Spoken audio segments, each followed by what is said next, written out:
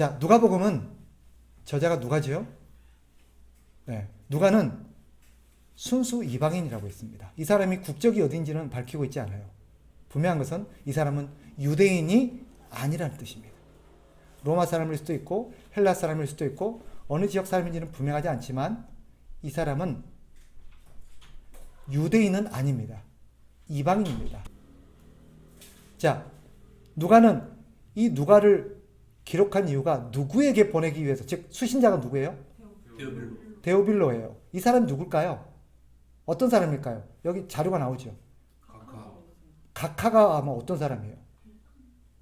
총독. 문제는 그 당시 각하라는 표현이 우리나라로 따지면 대통령을 의미하는 거지만 그 당시에는 각하라는 호칭이 우리말로 각하가 번역이 돼서 그렇지 어떤 상대에게 쓰여졌냐 그러면 고위공직자입니다. 그러면 데오빌로 각하라는 사람은 어느 나라 사람일 것 같아요? 로마라고 우리가 짐작해 볼 수 있어요. 그러면 누가는 이걸 누구에게 쓴 거예요 지금?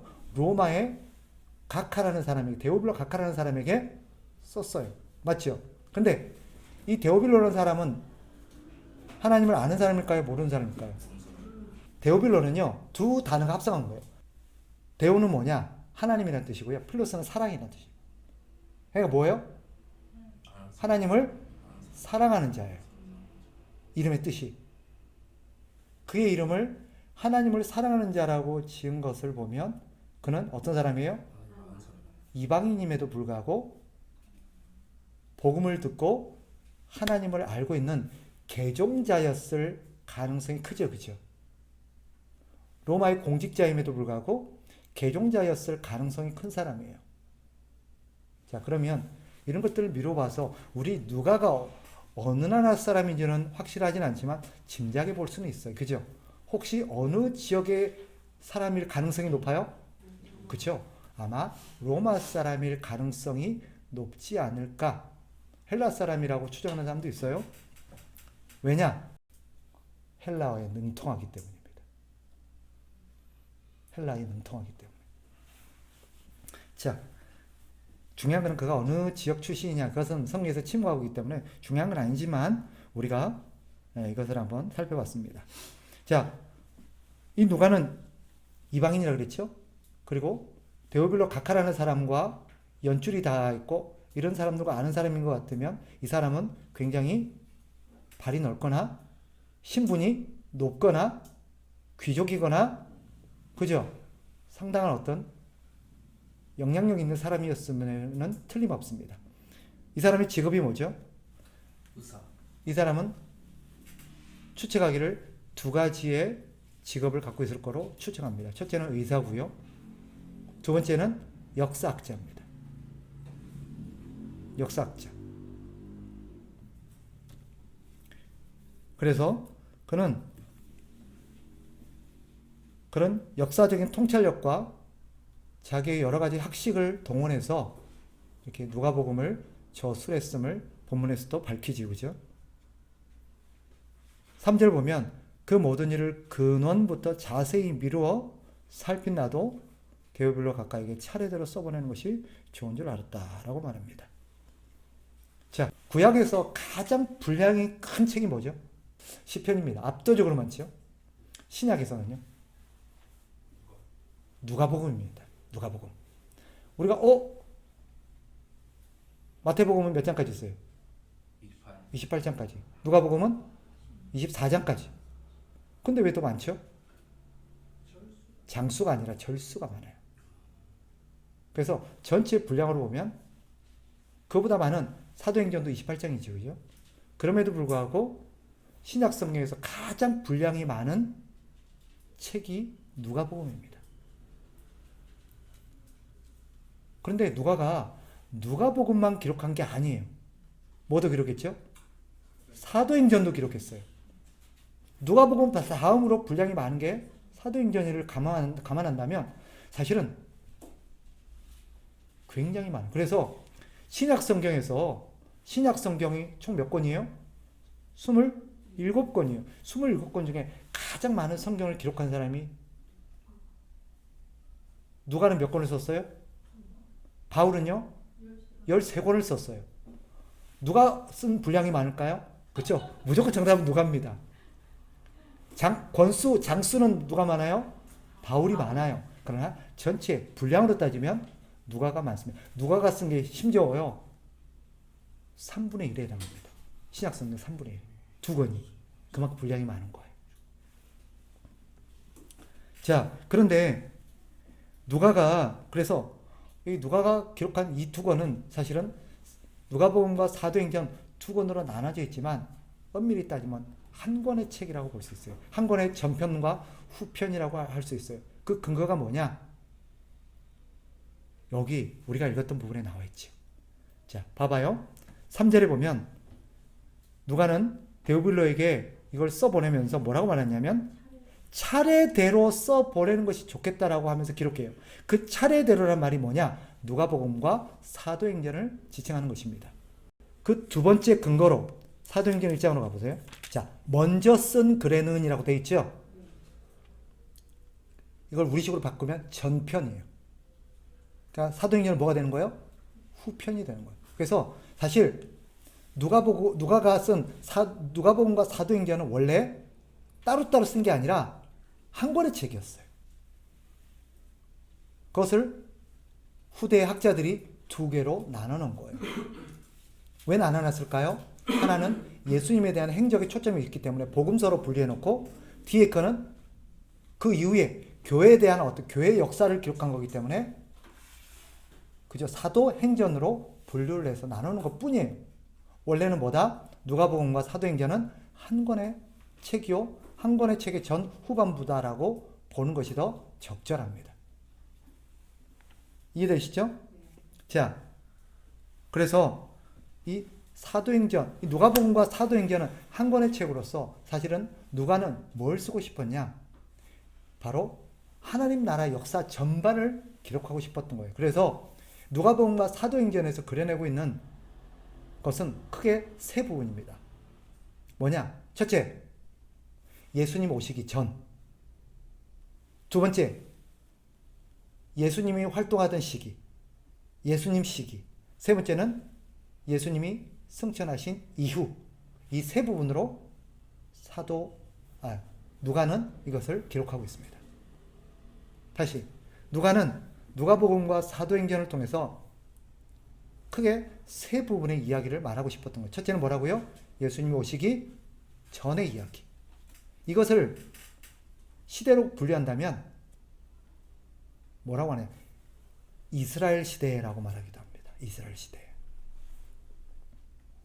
예수님 이전 시대라고 말하기도 하고 이스라엘 시대라고도 말해요. 두 번째 시대가 어떤 시대라고요? 예수님 시대. 예수님이 활동했던 시기. 예수님 시대라고 말해요. 자, 세 번째는 뭐예요? 예수님 승천 이후 시대죠. 이 시기를 교회 시대라고도 말합니다. 이게 누가복음과 사도행전의 전체적인 이해예요. 그러면 예수님 이전 시대는 어떤 시대냐? 한마디로 말하면 이런 거예요. 누가복음에서는 예수님 오시기 전에 대해서는 이렇게 제대로 다루지 않아요. 단지 누가는 예수님이 오시기까지 예수님 이전 시대를 뭐라고 표현하고 있냐면 예수님이 오시리라고 예언을 하고 약속했던 시대였다라는 거예요. 그리고 그 예수님을 기다리던 시대라고 말합니다. 그게 예수님 오시기 전이에요. 그러니까 예수님이 오시기 전 시대는 어떤 시대예요? 예수님에 대한 약속과 기다림의 시대였어요.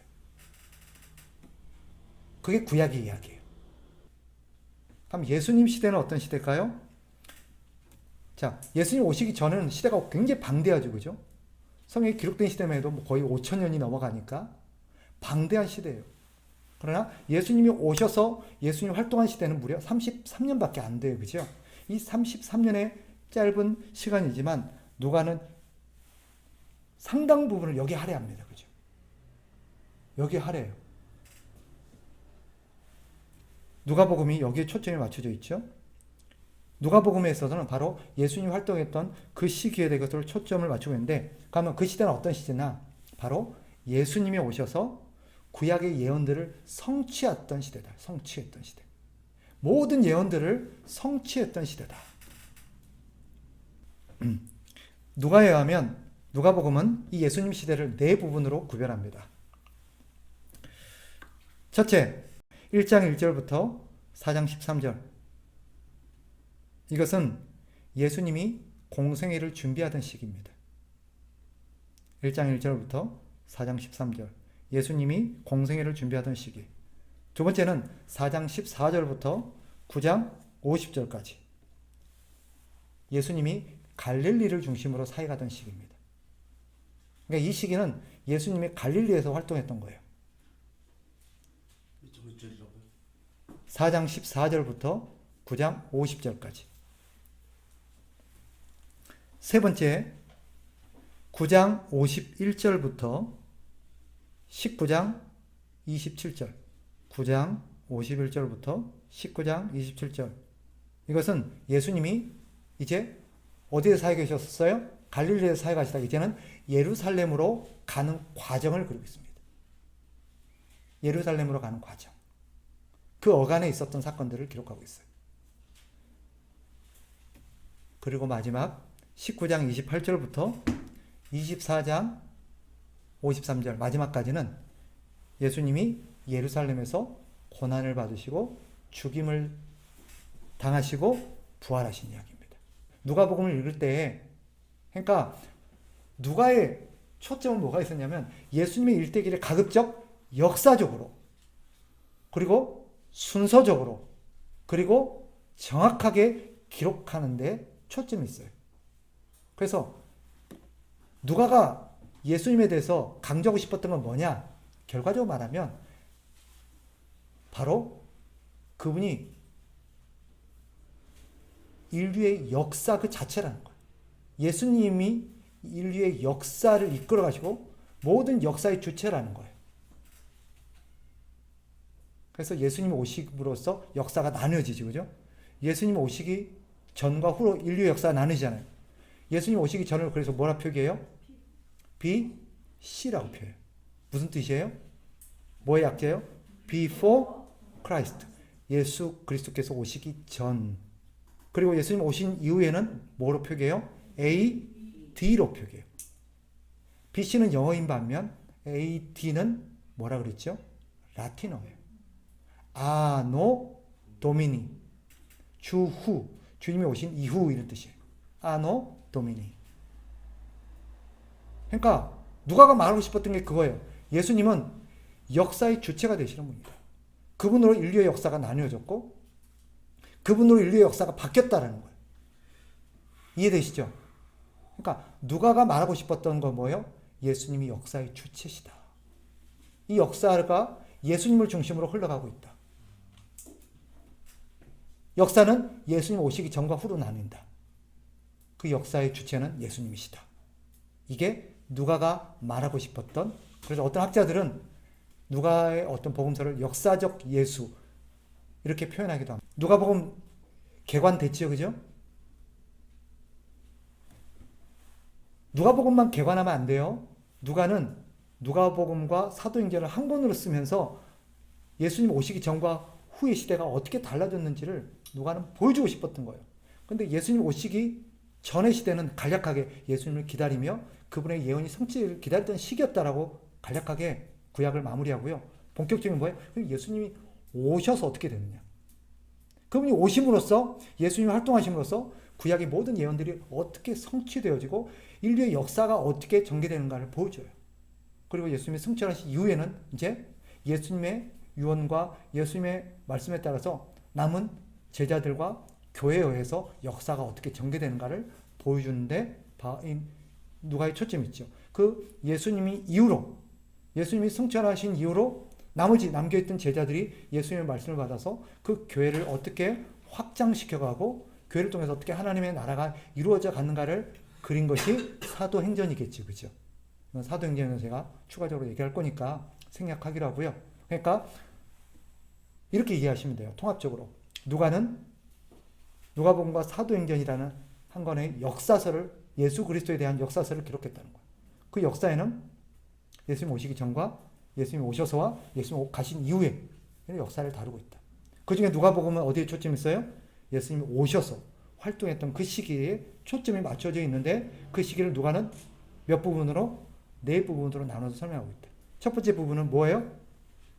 예수님이 공생애를 준비하던 시기. 두 번째는 예수님이 갈릴리에서 사역하던 시기. 세 번째는 예수님이 갈릴리에서 예루살렘으로 가는 거죠. 가는 과정을 그리고 있고요. 마지막 네 번째는 예루살렘에서 고난받으시고 죽임당하시고 부활하신 이야기. 이게 누가가 그려내는 거예요. 예수님이 공생애를 몇 년을 하셨어요? 공생애 3년이에요. 3년. 그 3년 중에 가장 많은 시간을 할애한 지역이 어딜까요? 갈릴리예요. 그만큼 갈릴리에 예수님의 모든 것이 다 집중되어 있어요. 그래서 복음서에 이루어진 사건들의 대부분은 갈릴리 지역에서 있는 거라고 보시면 돼요. 예수님의 기적의 99%가 어디에 초점되어 있을까요? 갈릴리에 되어 있어요. 그럼 왜 갈릴리에 그래 예수님이 집중하셨을까요? 갈릴리에 사람이 많아서 그 시대의 중심은 어디예요? 예루살렘이에요. 이스라엘 수도가 어디예요? 성전이 어디 있어요? 모든 종교의 중심지가 어디예요? 그런데 예수님은 어디에 살겠어요? 갈릴리에 있었어요. 왜 그랬을까요? 태어난 것은 유대 남쪽에 있는 베들레헴이에요. 그런데 태어나기만 하셨죠. 태어나자마자 살지도 않았어요. 태어나자마자 헤롯이 죽이려고 해서 어디로 갔어요? 애굽으로 피난 갔어요. 애굽에 피난 가서 몇 년 있다가 헤롯이 죽었다는 얘기를 듣고 갈릴리로 가요. 어디서? 나사렛에서 30년을 삽니다. 30년. 그러니까 예수님의 고향은 어디예요, 사실상? 그래서 예수님의 고향이라고 말한 데가 어딜까요? 선지자가 고향에서는 뭐 배척을 받는다 막 그런 얘기를 해요. 그 고향이 어디예요? 나사렛이에요. 그런데 예수님이 공생애를 시작하면서 이사를 가요. 나사렛에서 어디로 갔느냐? 나사렛에서 가버나움으로 갑니다. 가버나움에서 나머지 공생애를 시작하고요. 거의 대부분의 제자들을 거기서 만나요. 그럼 왜 갈릴리냐? 예수님의 고향이 거기였고 주활동 무대가 거기였고 거기에 누가 있었느냐? 대부분의 유대인들 서민들이 거기 살고 있었어요. 그리고 이방인들이 거기 있었어요. 이방인. 특히 가버나움에. 왕의 신하도 그렇고 또 거기 보면 뭐 이방 총독도 그렇고 다 거기 있었어요. 이해되시죠?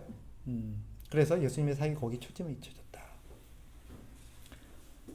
자, 그 정도로 이해를 하시면 되겠고, 그래서 그렇다면 누가는 의도적으로 예수님이 갈릴리에서 사역했던 것에 대한 강조점을 많이 하겠죠.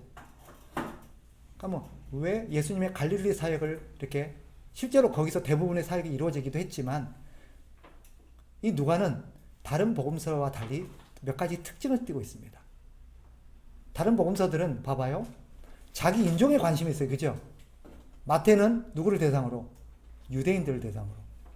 그러니까 예수님이 유대인의 왕으로 오신 분이야. 우리가 그토록 기다리던 분이야 하고 유대인들을 위해서 기록했어요. 그런데 누가는 출신이 어디라고요? 이방인들이에요. 이방인들이 어떤 사람이에요? 그 당시 유대 사회에서 무시당하던 사람들이에요. 그러니까 누가는 그 사회 속에 시대 약자와 무시당했던 사람들에 대한 언급들과 강조점이 많아요. 그래서 다른 복음서에 비해서 어떤 내용들이 많냐면 이방인에 대한 언급이 많아요. 그래서 이방인을 고쳐주고 이방인에게 예수님이 말씀을 전하고 이방인에게 기적을 행했던 사건들이 다른 복음서에 비해서 많아요. 특히 그 중에서도 선한 사마리아인의 어떤 이야기라든지 10명의 나병 환자 이야기라든지 뭐 이런 거 있잖아요. 이런 이야기들을 누가는 소상하게 강조하면서 기록합니다. 이방인에 대한 이야기들이 많아요. 또 누가는 그 시대에 가난하고 소외받던 사람들에 대한 얘기도 많아요. 그 시대 가난하고 소외받던 사람들이 누구였어요? 대표적인 사람이 거지들이죠. 그래서 누가복음에는 거지 나사로 이야기가 나와 있어요. 다른 복음서에는 그런 표현이 없는데 거지 나사로라는 표현을 거기 써요. 거지가 거기 언급이 되고 있어요. 부자와 거지 나사로. 또 그 시대에 천대받던 사람이 세리와 창녀들이죠. 그 사람들에 대한 것도 많습니다. 그리고 세 번째로 여성에 대한 언급이 다른 복음서에 비해서 압도적으로 많습니다. 다른 복음서들은 남성 중심이에요. 그죠? 근데 누가복음에는 여성이 굉장히 언급이 됩니다. 자, 마태복음에도 족보가 있고 누가복음에도 족보가 있습니다. 알죠? 근데 마태복음의 족보는 누구를 중심이냐? 요셉이 중심이 돼요. 그런데 누가복음의 족보는 마리아를 중심으로 하고 있습니다. 신기하죠? 그리고 마태는 잘 봐요. 거기 사가랴의 찬양이 언급되고 있는 반면 누가복음에는 마리아의 찬양이 언급되고, 또 누가복음에는요 뭐가 또 나오냐면 딴 데는 언급되지 않는 사가랴의 아내 엘리사벳, 세례 요한의 어머니죠. 엘리사벳의 노래와 찬양들도 언급되어 있습니다. 그러니까 다른 복음서에는 여성들에 대한 어떤 고백이나 여성들의 했던 얘기나 여성들의 어떤 찬양 이런 것들은 없어요. 근데 누가복음에는 그걸 기록하고 있어요. 그리고 또 거기 보면 예수님을 기다리던 사람들이 있는데 성전에서 예수님 만난 두 사람이 있었어요. 어렸을 때 아기 예수가 성전에 왔을 때 만난 두 사람이 있냐면, 한 사람은 누구였냐면 시몬. 근데 또 한 사람이 있었어요. 누구예요? 안나라는 과부예요. 안나라는 과부를 언급하고 있어요.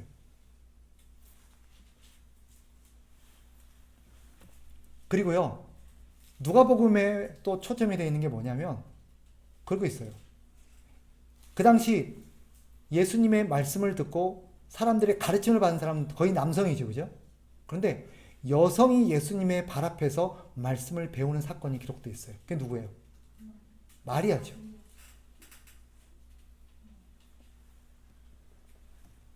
그리고 마지막까지 예수님의 곁을 지켰던 사람도 누굴까요? 예수님이 십자가에 죽으시고, 그죠? 장사되었을 때 예수님의 무덤을 제일 먼저 찾아왔던 사람도 여자들이에요. 누가는 의도적으로 여성들에 대해서 굉장히 많이 언급하고 강조하고 있어요. 그러면 우리가 이걸 종합해 봤을 때 누가는 이 복음서를 통해서 누구를 염두에 두고 썼는지, 그들에게 무슨 얘기를 하고 싶었는지가 나오죠. 그죠? 유단히 약자들, 소외된 여성들에 대한 언급들이 많았다는 것은 누가는 이거를 그들을 염두에 두고 쓴 거예요. 그럼 뭘 말하고 싶었던 걸까요? 동영 집사님. 누가는 이 복음서를 통해서 그 사회적 약자들에게 뭘 말하고 싶었던 걸까요?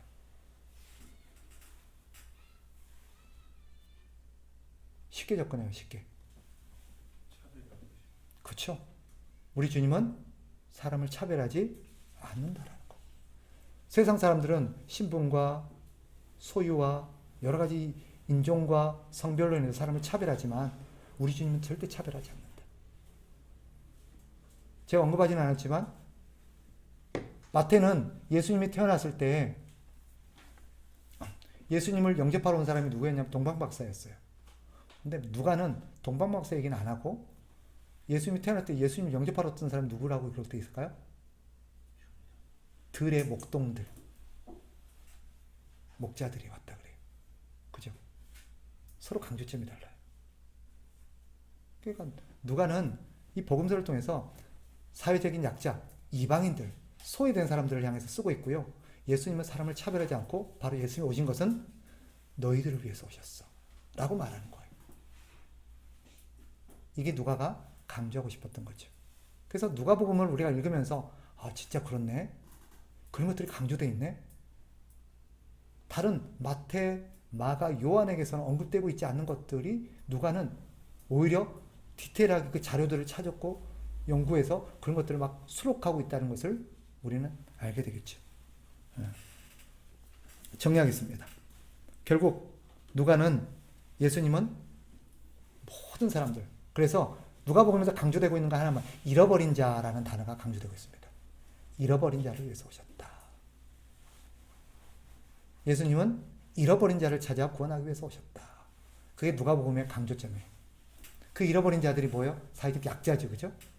글쎄 사람들이 외면한 사람들, 관심이 없었던 사람들. 물론 궁극적으로는 모든 예수 믿는 사람들을 말하는 거지만 잃어버린 자에 대한 초점이 있어요. 그래서 누가복음을 한 문장으로 설명한다면 잃어버린 자를 찾아 구원하시는 예수 그리스도라고 표현할 수도 있어요. 그럼 누가복음이 담아내고자 하는 메시지가 잘 묻어나죠, 그죠? 자, 거기까지 하겠습니다.